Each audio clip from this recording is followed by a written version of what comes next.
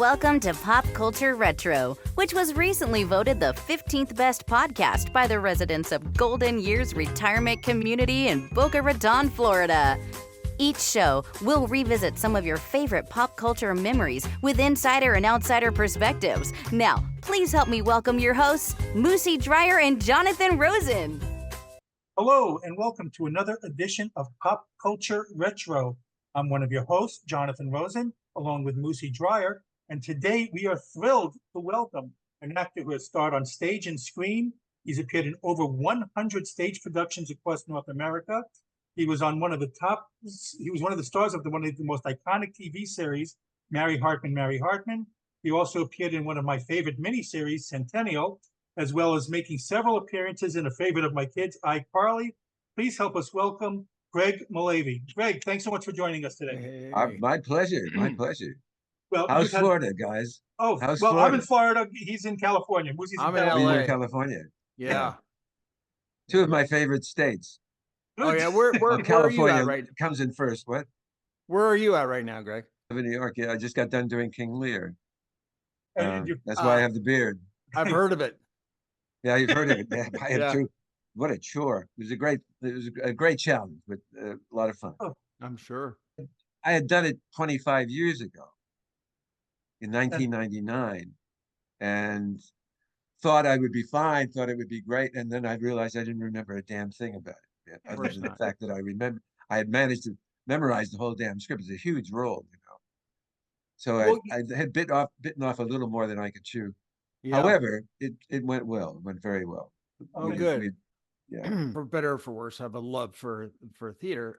Directing. I used to act in theater, but I love directing theater. But I get a lot of doing a play. You know, it's the same show every night, and people don't realize it is not the same show every night. Every night is different. Every day is different. Every matinee you do, you know, it is different, and you learn that really fast, and it's fun. Oh man, the longest I've been in is a year in a play, but I would have trouble with doing it for 2 or 3 years. That would be might be a little troublesome. But then it's like doing a series, though. Every night is different.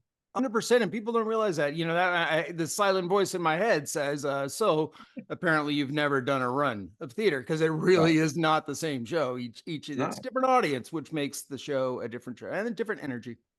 Different energy, different nuances. I mean, you know, that's the fun of it. You know, and then discovering other things too as you go along, which I find really refreshing. You know, like I could have done that better. Maybe I'll work on this next time and see what happens then, or I'll just not worry about it. Just see what happens spontaneously. Yeah. That's hard to do, you know, let go of the play. Sure. And I don't know, I won't speak for you, but so many of us fall in the trap. Well, that worked that night, so I'll keep doing that. But No, you can't plan in advance. It's a hard part to do. That's what I meant when I said letting it go and see where that's scary, but it's fun. It's like I call it like a tightrope act. You're on one leg up in a tightrope and you might fall. And sometimes you do. And there's no net below you. Jonathan, I apologize. That's fantastic. I want to talk about your career, Greg. I mean, we have so much to cover. We're going to talk about theater as well. But to start with, we have a non-acting related question.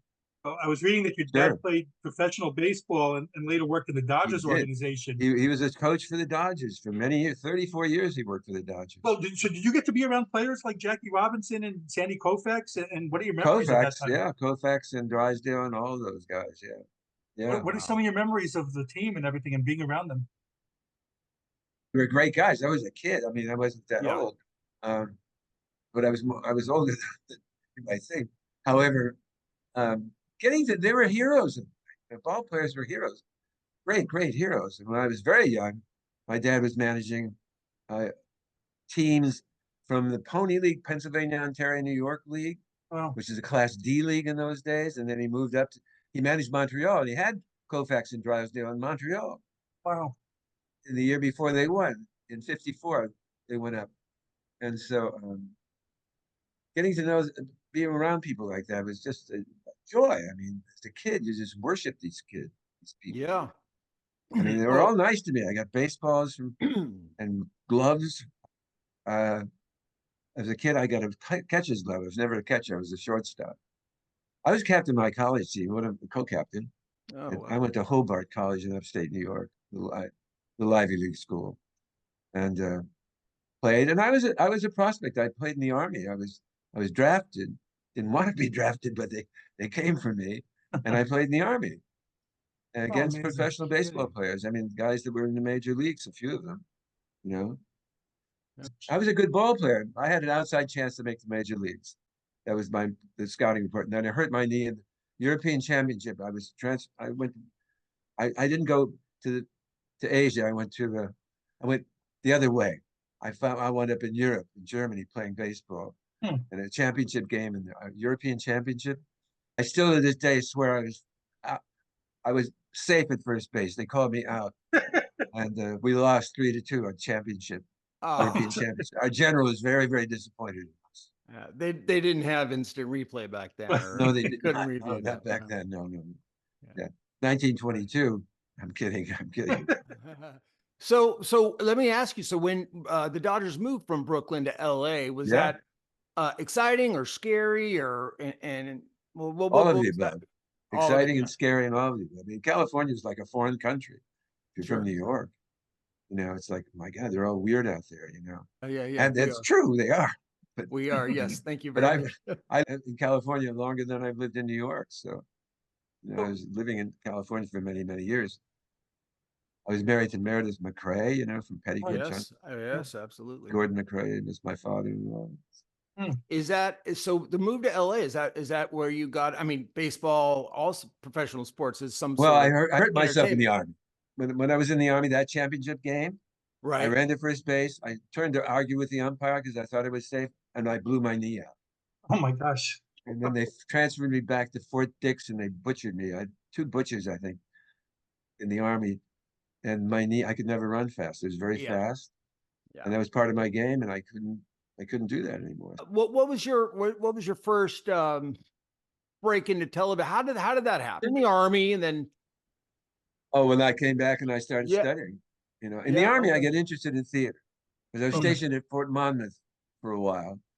I did my basic at Fort Dix in New Jersey, and then I was at Fort Monmouth, and I was playing baseball. But I would come in on weekends, and I had a date, with a girl, and I would meet her at Grand Central Station, at underneath the clock at there was a hotel there that had a clock right by the station. Biltmore, I think it was, yeah. And I'd meet her under the clock. And then we go to the theater. In those days, you could go to the theater for like $10. Yeah. And get a good seat. Not now. And that's Yeah. another story we can talk about. But and I got interested in theater. And I did a play when I was in the Army, because when I was playing baseball, they had me do one of the jobs. I was in a top secret thing monitoring. Shouldn't be talking about this, I guess. We were monitoring things Russia was doing. Put it that way. I was in the signal. So, and so my father called the coach at Monmouth. He knew him. Lefty Drier was his name. He was a coach. And I mean, he had played for the Philadelphia Athletics back in those days. And my dad got me into the team. And then they got me a job, transferred from the top secret thing to being in special services, and I doing stuff for the theater group, the thing that was doing theater. And so they cast me in a play. And I did a play called Snafu. It was an Army play, a World War II Army play. It was a lot of fun. I got interested in it. I thought, this is really fun. When I got out of the Army, I started studying and went 2 years to a theater school and a conservatory, and started my career. And the first job I got was with Telly Savalas. The Verdict Is Yours. Yep. So was Snafu a comedy, or was it? It was a comedy. Yeah. It was a comedy. Yeah. And I found out I could do that, but I didn't want to do comedy. I wanted to do dramatic stuff. Sure. Well, speaking of comedy, I mean, one of your early credits was for Gomer Pyle. So how did that come about? And what was it like for you to start appearing in like established with shows? Jim Neighbors? With Jim Neighbors? But you had seen these Jim Neighbors these people on TV all the time. Now you're appearing with them. he and Roman Gabriel, the quarterback for the Los Rams. Angeles Rams, great Mhm. quarterback, played in the Super Bowl actually. Yeah. And anyway, he Gomer was a really nice guy, very, very nice guy. But he invited me up, and I was married at the time. He invited me up to a weekend. Roman's going to be up there, Greg. And I declined the invitation. But he was a really nice guy, very nice guy. Yeah. How I got the job? I auditioned, and you get hired if you audition, and they Mhm. like you, and that's how you get the job. I'm still auditioning. You still, I may audition for a play with Sally Struthers this month. I may have to audition, and this is for a playwright that I've worked for, who likes me a lot. Joe Wow. DiPietro won a Tony for Memphis. He wrote the musical Memphis about Elvis Presley, and he won a Tony for that. And he's doing a play, a dinner theater play they're going to do in Kansas City. Sally Struthers works there a lot, and I know Sally, and so I may be doing that. I don't know, but I got to audition for it. Two Norman Lear legends, just cast. I know. Just put you in. Sally's a great gal. She's a terrific. We had the So- same manager at one time. but what your first film we show was like The Shakiest Gun in the West, another comedy, Yes. Don Knotts. So what Don are your Knotts. memories of Don Knotts and working on that Oh, film? I mean, God, that's I laugh every time I talk. I even think of him. I thought, and did Shakiest Gun in the West. He was just so much fun. Yeah. It's such a joyful thing when you do a show with people that are fun to be around and can kid around and have a good time, and it becomes a joy to work. When you get to with somebody, and some of people are just POAs, I call them, not pain in the ass, but pain of the ass. It's got to come from somewhere. It comes from that. They're just nasty to be around. They're not fun. They're dominant. They're treated like they think of themselves as more than they are. No. George Clooney said he won't hire anybody who's a POA or PIA because it's just not fun. And if it can't be fun to do what we do and find joy in the work, then I don't have time for that anymore. Yeah. Well, that was more fun to do. The Shakiest Gun in the West. Yeah. Oh, yeah. So, Greg, you did a lot of different guest spots on shows throughout your career. In fact, when you got to Mary Hartman, so Norman Lear was doing stuff that no one else was doing at the time with All in the Family. I mean, it's these social issues, even racism. I'm wondering if you were just like, everyone wanted to, like, people who were creative and daring like yourself would want to go and work with him, or was it just a job? You didn't know how long the show, you didn't know you do 300 and some odd episodes. Was it just a job to go to? No, it was not just a job to go to. Yeah. Okay. No job I do has ever been just a job to go to. But I mean, Norman Lear, that's a big lure, I would think at the time. The way I maybe talk about the way I got the role. Now, I looked at the script and thought, what the hell is this? I didn't even like it. I thought, well, I was wondering about that. I didn't like it. I thought, what? This is weird. It was weird, and no laugh track. I mean, they talked about it. There's not going to be a laugh track. I said, well, okay. It's different than a sitcom. It's not a sitcom. It's something else. Mm-hmm. So when I auditioned, I walk into the room, and Joan Darling is there with Norman, and Louise is there. Was Louise there the first time I auditioned? I think so, yeah. By the way, she and I are great friends. I see her all the time. Oh, really? Yeah, her boyfriend's really a good friend of mine. They've been together a long time. I've got to do a reading with him, and I've done readings with Louise at the same work. We're doing a reading of something which I'll talk about. Anyway, this story. So I get there, and they're in a room, a big meeting room with a big, like dining table, but it's not. It's one of those, like a room at a lawyer's office, a big firm would have this big long desk, that kind of desk table. And I decided it was a bedroom scene. So I get up on the table, lie down. So let's do the scene. So my creativity, Joan Darling loved that, and Louise liked it too. So Louise and I get on the table, and we read. I'm reading the script with her, and we just hit it off like that. Boom. And Joan Darling, our director, who's a brilliant director, wonderful director. Tony winner. I mean, not Tony, but Emmy winner. And we just got along famously from that moment on. That's how I got the role, by doing something bold and different. That doesn't always pay off with people, but sometimes it does. And I was daring that way, in the sense that I would say, screw it, I'll do it. Yeah. Just do things by instinct. You took Take a chance, and some casting people don't like that. They don't like it. One time, I didn't want to read with a man who's the casting director, so I got a secretary from their office at 20th Century Fox, and they didn't like this at all, that I brought in a girl, somebody else to lead, because there was a romantic scene, and I wanted to talk to a girl, not to a man. And I did that, and they really did not, the casting director did not like it. And I got the part. Oh, good. But I heard about it later from the casting person. Oh, did you? Well, I'm So curious. that's how I got Mary Hartman, really. Had you got Mary Hartman? Had you gotten? Were you up for any other roles, like for series leads, prior to Mary Hartman?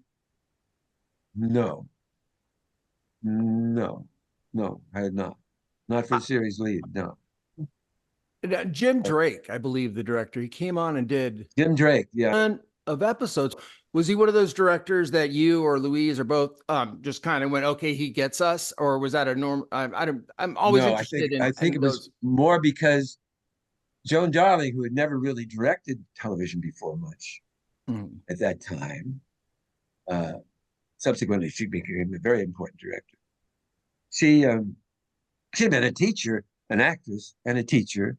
She's from had worked with Mike Nichols before in New York, and I forget the name of that group that was Mike Nichols was a part of it, Informed. Can't remember, but she was in that group. She had gone to Carnegie Tech. Back in those days, Carnegie Tech was a great theater school, and still is. Carnegie Mellon now it is, but she wasn't as adroit or knew as much as Jim Drake, somebody like Jim Drake, who really knew a lot about the technical part of directing television. And he came in to help. So he was like the second in command. And when Joan left our show, Jim took over, and he could get it done really, really fast. Yeah. We got to the point where we were doing 2 shows a day. Wow. It was not easy, didn't like it, but we did that for quite a while because Jim could do it and be out by 5. When we first did Mary Hartman, we didn't know how to do the show. And we were doing, because we did 5 shows a week. And we would work sometimes till 2 o'clock in the morning, have to be back by 6, and what they call forced calls. So we were making a lot of money, but we didn't know how to do the show. And finally, after Joan left, Jim took over, and we did the shows much, much faster. You guys had no audience, multi-camera, so much material to do. I see 2 a.m. I could see how that it became that way in the beginning. Yeah, in the beginning, it just took a long time because there were rewrites. They weren't sure about it, and initially we were a CBS show. We were on 2 nights a week, and then that got changed very, very fast. CBS didn't like our ratings. We weren't doing that well. So Norman did a very smart thing. He sold the show separately all over the country to independent stations. Yeah. And lo and behold, you know what's crazy about that? Yeah, he went and he syndicated it. Yep. I always thought that Mary Hartman gave permission to the TV show Soap to be Soap. Like, I don't. Right. It could be my imagination. No, you're right. No, you're right. You're absolutely right. Yeah. They ripped us off, to tell you, really, in a sense. And Soap was a big, very, very popular show, but it was not ours. Ours was more cutting edge, I think. Oh yeah. We had a smaller audience, I suppose, but we appealed to intellectuals a lot. The smart people liked our show.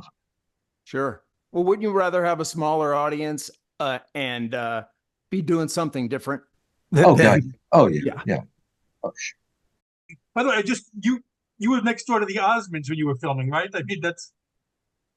Yeah, I guess we were. I think. Yeah. I don't know. I never went. I think I went to their set once. Oh, really? Once, yeah. We were busy, you know. We were busy Yeah. doing our own thing, Yeah. our own dance, and that's why I think. I think people think actors have a lot of free time. They really don't. You have free time when you're not working, but when you're working, you're pretty intense stuff, you know. It was a Yeah. grueling schedule you had. Yeah, a lot of marriages break up when people are working a lot. It's Right. true. Yeah. So did your life, do you remember your life changing in terms of suddenly you're going to the market Oh and God, yes. Oh yeah. because that's I different than remember one theater. time I had a little Volkswagen convertible, right? Mhm. And I'm driving on Ventura Boulevard in Laurel Canyon, and a young girl mooned me, mooned me. There was a bunch of girls on one side of the street, and they mooned me and said, "Here, Tom, look at this." And they called me Tom. And the other time when I was in New York, I was doing a Broadway play, uh, playing Mia Farrow's husband, and I just got done doing Mary Hartman, and I'm on the subway going to the show. I used to go in early. I get in about 5:30, 7:30. Oh, and I'm on the subway. And these guys rush toward me. I said, "My God, I'm going to get killed. This is my time. I'm done." The guy gets up close to me. Here he is. He's a movie star, right here.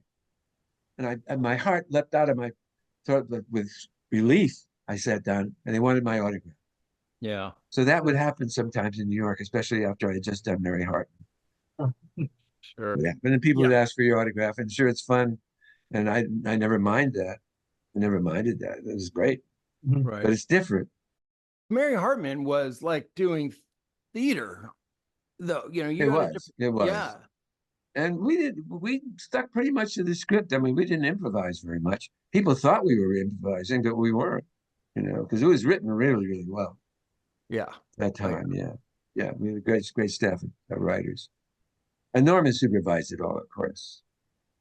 Well, He was there with us when we went to 2 o'clock in the morning. Norman Lear was there. yeah. I did one show with him, Hot L Baltimore, and I remember Oh, how yeah. on hands he was. Like Yeah. yeah. So the storylines of Mary Hartman, Yeah. they were out there, and they were sometimes really out there in left field. Back to a baseball reference. And what was that like? Like, did you ever read a script and go, how's that gonna work? Or you just move forward, you just read and go, okay. Move forward. They'll make it work somehow. Yeah. And they do. They Yeah. always did. So, oh, this will be fun, or this will be interesting, or mostly like, well, how come I'm not in this show this week? And once in a while that happened too. He said, "What? Okay, okay." You know, I didn't do every episode.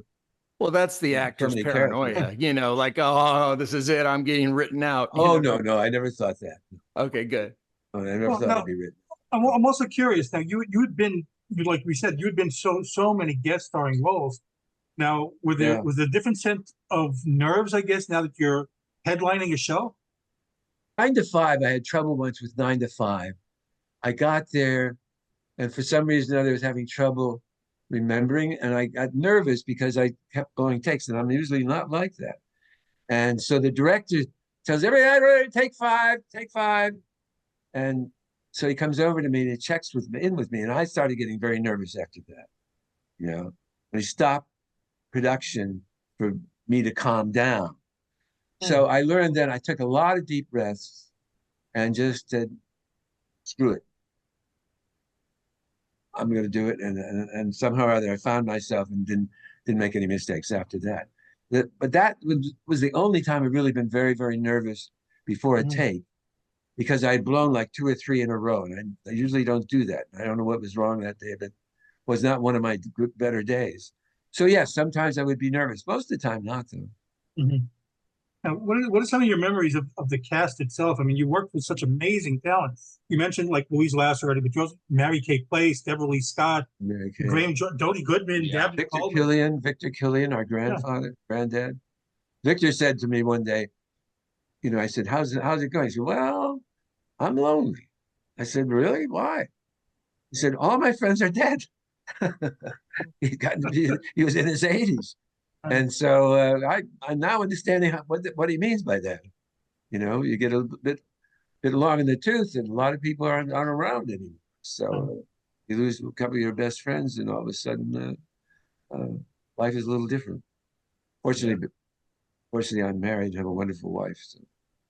I think I said this before we started, officially started the Zoom, but you just look great. Please, like come on. you're just like, That's I remember, very nice. I know you're doing theater, and you're growing the facial Yeah, hair. I'm doing a reading of a play this Friday, and a rehearsal tomorrow about Martin Garbus. He defended Lenny Bruce, the comic in the 50s, early 60s, was taken to court, charged with criminal behavior, because he used the F word, and he swore a lot.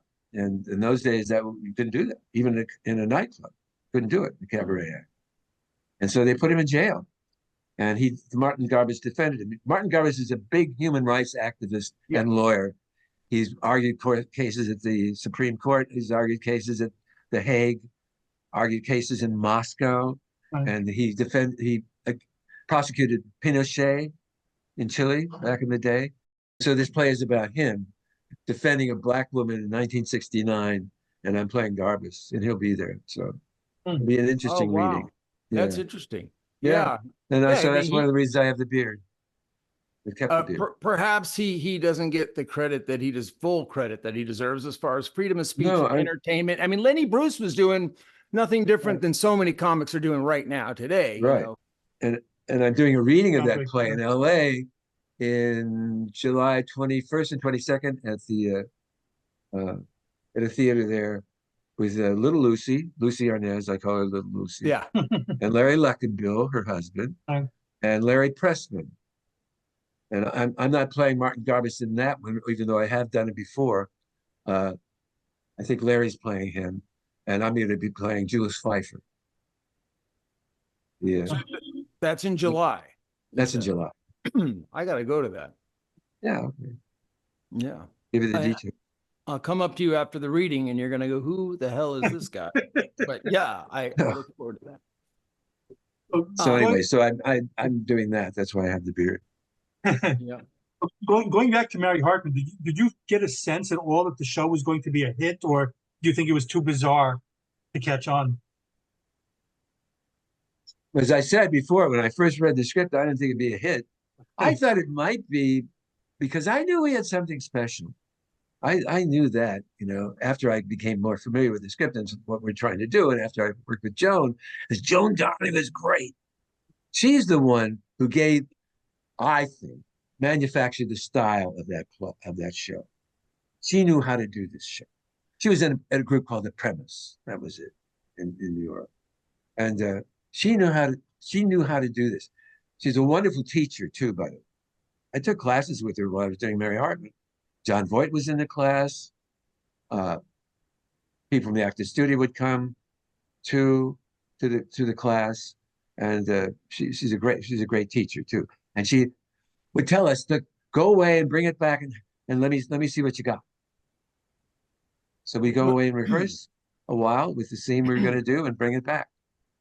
And she always made it fun, and she created a very safe place for us to work. It wasn't critical at all. Right. She taught that way too. Well, I was going to ask that also about Mr. Lear. People weren't walking on eggshells or anything. He's probably no. Very supportive. He loves his actors. He hires people. I love that. Who are good and leaves them alone and lets them do their thing, and very supportive. Yeah. Norman never criticized anybody that I know of on the show. If he did, he talked to Joan about it or somebody else, and never by himself. He's a great guy, always available. You could go knock on his door, and he'd never say, "I'm not here." Never have you say no. He was always available. The actors on All in the Family as well. Like on All in the Family, Jane Stapleton's one of the most underrated actors of art. Like, she was so amazing on that show. There's no way anybody could ask her to do that. It had to come from her. And so that makes perfect sense that Norman Lear and their directors, that's how he worked. He had an uncanny ability to pick actors that he knew were good and would be cooperative and not difficult. And He was really good at that. I want to jump to a different show Sure. that you did. Like I mentioned at the intro, you were on one of my favorite miniseries of all time, Centennial. It's at Oh, the yeah. time it was considered one of the most ambitious television projects ever. The 12 episodes of 100 speaking parts based on James Michener's novel. Yeah. You had most of your scenes with Dennis Weaver. What are some of your memories of that scene in the series in general, as well as working with Dennis? Well, Dennis is another great guy. I mean, just a gem to work with, just supportive, cooperative, nice man. Yeah. Yeah. He was a vegetarian. Didn't eat meat. Which is kind of unusual, you would think, for a guy who Yeah. played a cowboy a lot. And Yeah. just a very, very nice man. Yeah. Anything you think thought about him is true. I mean, he was just really a nice guy. What And are your fun- memories and- of the series? Well, when I got the role, I think they had to talk to the producer about it because I'd done comedy, a lot of comedy, and I had done westerns before, but they didn't know that, I think. But I got hired, and the first thing I did when I got to Del Rio, Texas, I am Mule Canby, who's a gunslinger, and so I didn't, I had to shoot left-handed because I lost my arm in a Kenyan War, and so I went to a guy who was the North American, yes, I don't know what you would call him, sharpshooter. He was a North American champion of quick draw. Mhm. And he was also a wrangler on sets at Universal. And so I found out about him. So I called him, and I paid him $1,000 to learn how to quick draw with my left hand. So I did that. So it's one of the things you do as an actor. You learn to do things you would never do. And Yeah. of course, I learned how to do that, so I got pretty good at it. When I got to Del Rio, we were at a Holiday Inn in Del Rio, Texas, a rather small town on the Rio Grande. And I asked the front desk person if they knew of a cowboy that I might talk to. And they did. So I called this woman. I called the cowboy, and his wife answered the phone. And she said, well, he's out in the range. He'll be back tonight. And maybe he'll talk to you. And I said, okay, I'll call you back. What time? Well, call back in about 2 hours. So I said, okay. She said, do you drink? And I didn't drink much at the time. I was not drinking then. And she said, well, if you don't drink, he won't talk to you. So, okay, I just started drinking.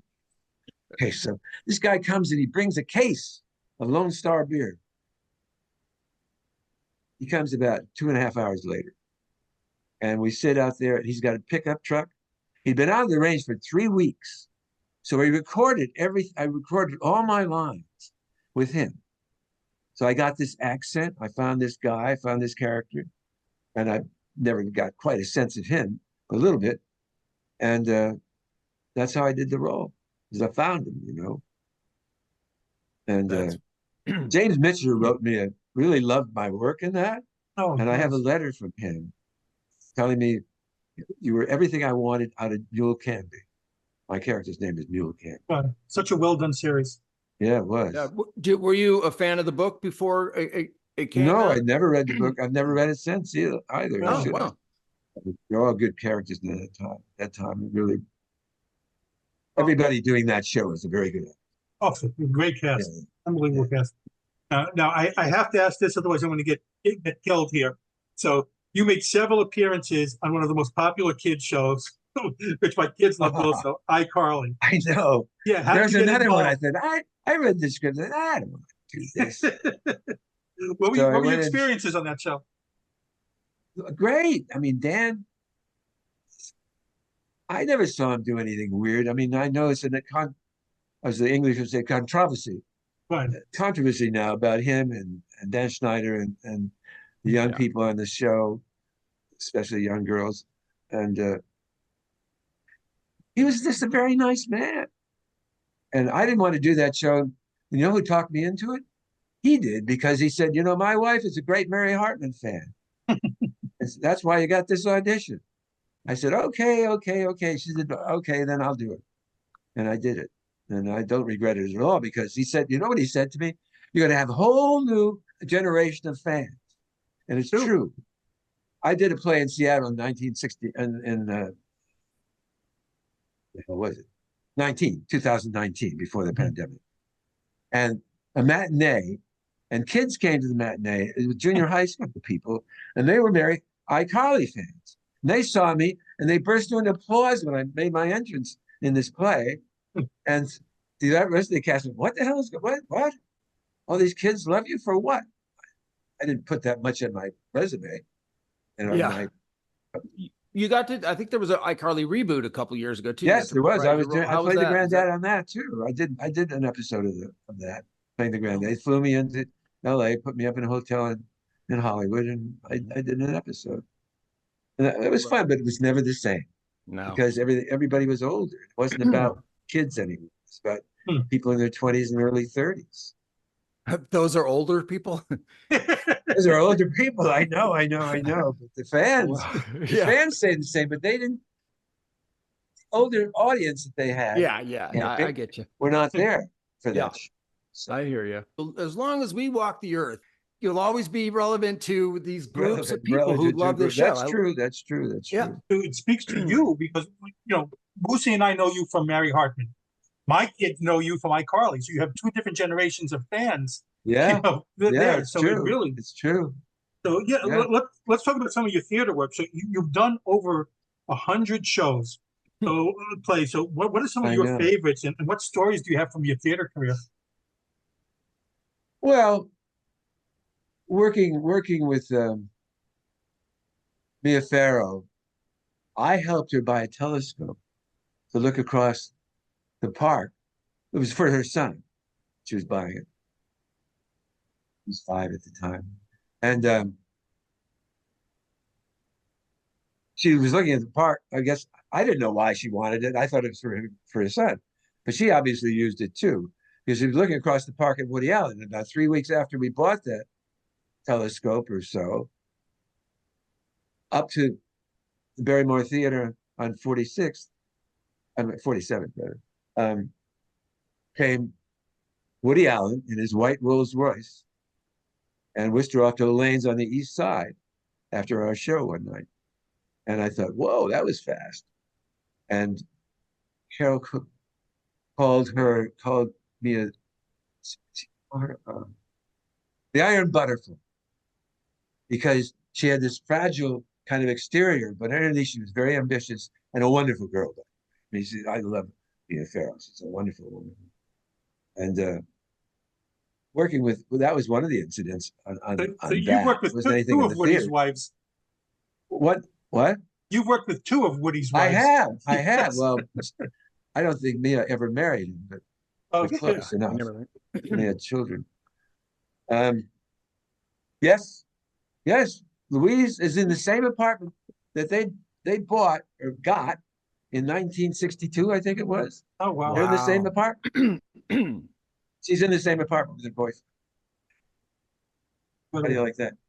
We did a little short film called Bliss that Louise and I did a few years ago. I think it was 2018.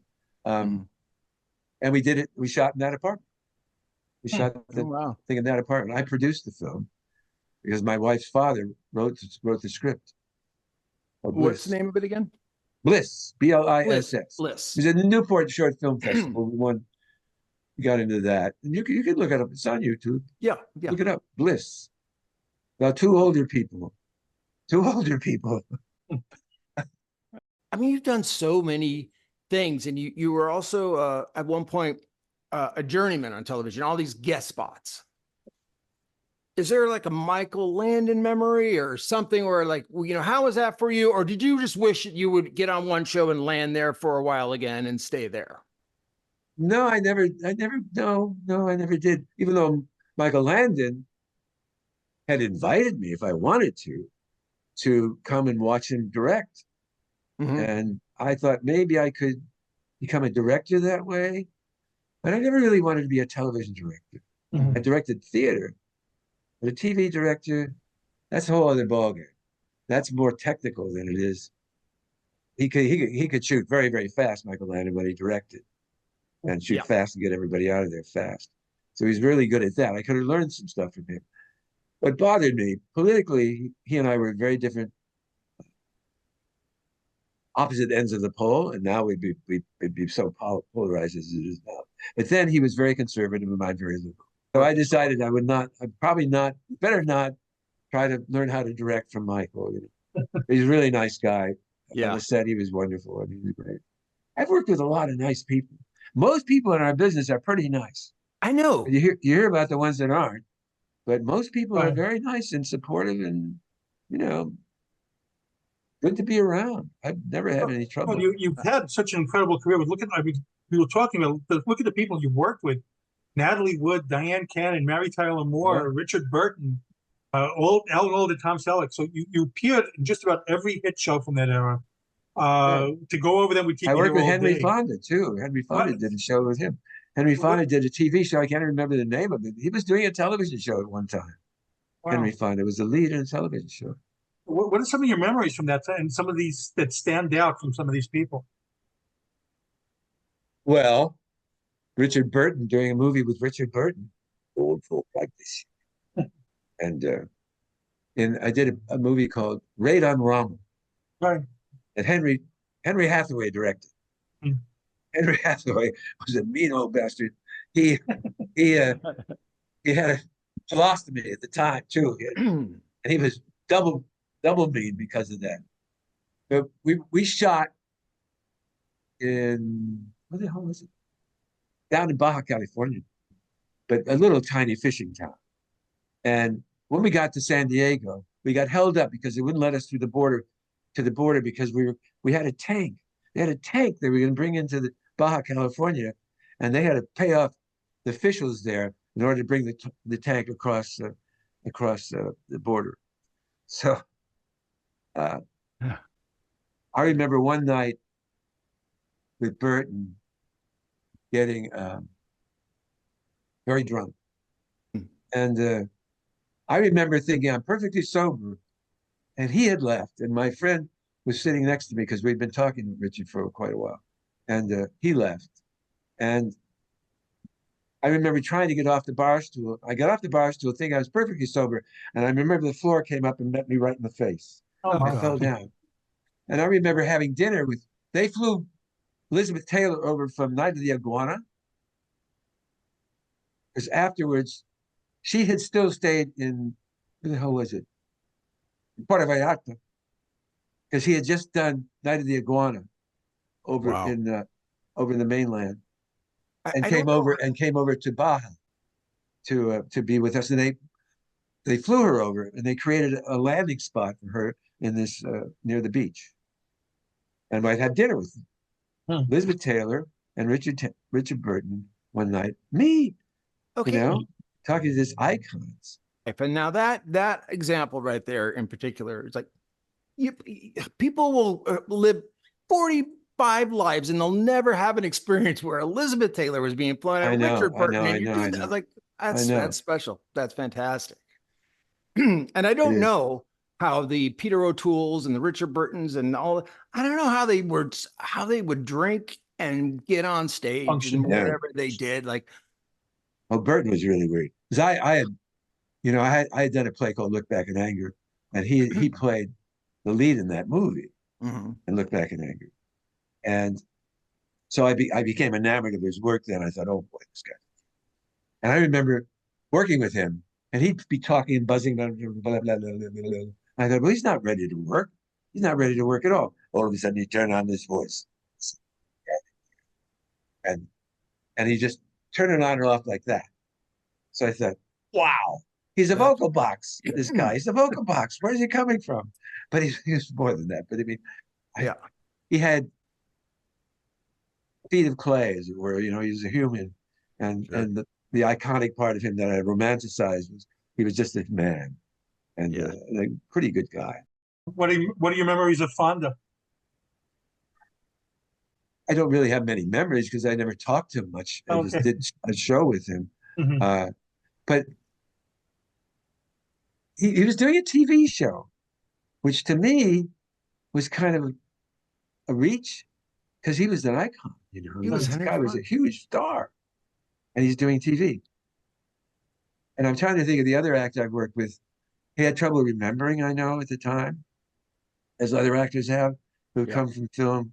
And then television is much faster. Mm. They work fast. And they're not used to that. They're used to much No. more leisurely pace. Yeah. So it's hard for them.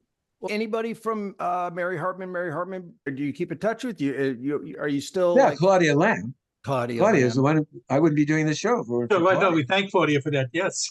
Yeah, Oh, she's good. coming into town. She's going to come here. I saw her in 2019. She was here. I Uh-huh. saw pictures of her and Louise and myself and a kind of mini reunion Right. in Midtown. I know And Claudia, and yeah, Claudia Claudia's great. Claudia's is an such a interesting. cool girl. She's a Yeah. cool girl. She's Yeah. smart as hell, and had a great Yeah. career in Denver, I guess, or Yeah. Colorado. You know, she lives in Colorado. That girl, like That girl, yeah. she's a web. She's very, very cool, and she was really Yes, good she- on your show as well. She's great. Needless to Yeah. say, Well, So- talking about Mary Hartman, just the show still has such a huge following of fans. I mean, so what is it about it that, like, you know, Yeah, it is. what do you attribute to its popularity like 50 years later? Well, because we were different, and we had fans who were very, very fierce, and we were on every night, you know, or every day, depending on on the market. I mean, like in Seattle, we were on in the afternoon, Hmm. and professors there sometimes stopped class or to watch the show, Hmm. and Hmm. they did that. So we were very popular. We had a very fierce fan base, and they still remember it to this day. And so You a do? lot of people are still fans of ours. Are there any plans for a reunion at any point? No, because so many people are not here anymore. Yeah. I mean, I was thinking Whoever's the other left, day. I mean, right. yeah, Dodie Goodman is gone. Mhm. Graham Jarvis is gone. Deborah Lee- Lee Right. Scott is Deborah Lee gone. Victor Scott. Killian, of course, is gone. Dabney just died. Yeah. Yeah. I mean, last time I saw Dabney, we had dinner together in LA and West Hollywood. Oh, Dan Tanis, I'm gonna guess because I used to Yeah, see with him. that's right. I used That's to right. see But him there all that the was time. I realized now like, that was like in the 2012 or something like that because Dan Tanis moved to Beverly Hills in 2014. He was I didn't strapped know. down. He never left Dan Tanis in my mind because every I time know he was went there all the time. This was his Yeah. favorite spot. He loved them steaks. Yeah. You know? So, Greg, we're gonna bring it on home. One or Yeah. two last quick little questions. So you've had this amazing career, but you're still having it. Is there a memoir in the making? Gonna write a book? Or you gonna what's Well, going? people have asked me that. I remember one guy when I was doing what's it? Oh, A Clever Little Lies, the play I did with Marlo Thomas. I'm going to see Marlo probably this week. Oh. We're working on a screenplay. Oh wow. I'm going to help her with that. And she hopefully play her husband. As I played her husband in this play called Clever Little Lies that Joe DiPietro wrote. And one guy was a fan of mine that wanted from Philadelphia who wanted to help me write the memoir. And I said, well, maybe, but we never got around to it. But I might do that. My wife is writing a memoir now about growing up in Greenwich Village when she was a kid until well, her parents are still living in the same apartment. Oh. But so she's writing a memoir. So I don't want to take her fire, but I'd probably start doing that. Maybe do it, but probably should because I've been around a lot. You know, I've been around the bend a lot in North America. I mean, you could write more than one book without, Yes, probably. Yeah, I could. I have more anecdotes. It's just crazy. Yeah. You know, one I should tell you about before. Well, Jack Nicholson, Easy Ride. Jack Nicholson, myself, Harry Dean Stanton, were having dinner one night on Melrose Avenue, and Dennis Hopper was there. Started talking about this movie they're going to do. And that Rip turned him down, didn't want to do it. Maybe you want to do it, Jack. Maybe, I don't know. Jack hadn't worked in a couple of years. He was writing a movie about basketball at the time. Trying to do that. It hadn't worked. And lo and behold, he did Easy Rider. Took that part. Every boy my age or maybe a little older at the time had the poster on the motorcycle with the middle finger. Yeah. That was just the coolest poster to I think have. so. in Yeah, your I think room. so. Yeah. Yeah, yeah.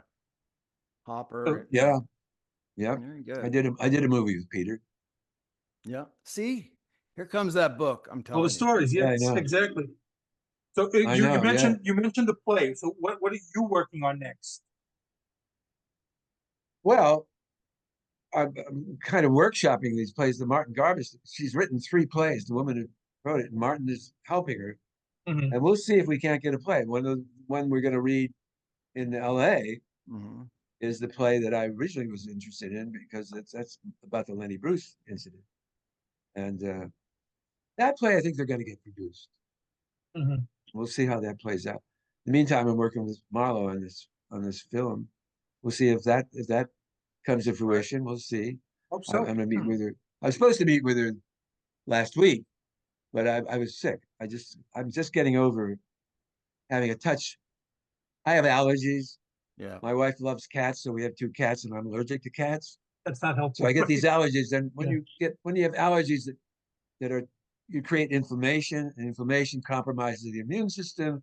So in the subway, I've not been wearing masks, and I got bronchitis. So Oh, getting my. over that now, and so But I'm glad. your wife loves cats and you love your wife, so the cats. I love my stay. wife. I Yes. love cats now too. Right. Oh, good. Yeah. We have 2 of them. You know, Oh, cool. Yeah, I'm Yeah, glad you're I- doing better. 3 is a crowd. We're not having another cat. No, no. Like 7 of them if she could. Is there a way for people to follow you on social media? Sure, I'm on Facebook, Hmm. and I don't have 5,000 people. I could, but I don't. I don't want Yeah. 5,000 because then it becomes Too much, too unwieldy. too many. Yeah. Well, So yes, yeah, I'd love to hang out with people on Facebook. Yeah, cool. Well, Go well, When you- Greg, again, we want to thank you so much for coming on. It's been such a pleasure to get to speak with you. And again, special thanks for Claudia for setting this up, but really, it's been Yeah. such a treat. Well, thanks very much, guys. A pleasure talking to both of you and all the Yeah. people in the background of your poster there. Well, you're welcome Yeah. back anytime. I love them all, and still love some of them that are still around. I'm going to find out where that reading is and I'm going to show up. I'm trying to the name of the theater. My God, I'm blank on it. And I know what's the famous producer director who has a theater in Burbank? Oh, you're thinking of the Gary Marshall Theater? Gary Marshall Yeah, Theater. Yeah, it's a Gary Marshall the, Theater. the Falcon Theater. Falcon It's Theater, now yes. run by his daughter. Yeah. Yeah. Yeah. That's Yeah. right. Oh, fantastic. You're I'm the coming. Well, call me. I'll get you in. All right. Well, Great. See you again, then. Thank you, Greg. Okay, this has guys. been- God bless. Take thank- care. What an honor. This You has bet. been Pop Culture Retro. I'm Jonathan Rosen with Moosie Drier. And again, a very special thanks to Greg Mullavey. And please like, comment, and subscribe. Thank you for tuning in to Pop Culture Retro, where no one was hurt during the making of this podcast. Listening to this podcast just makes you really cool.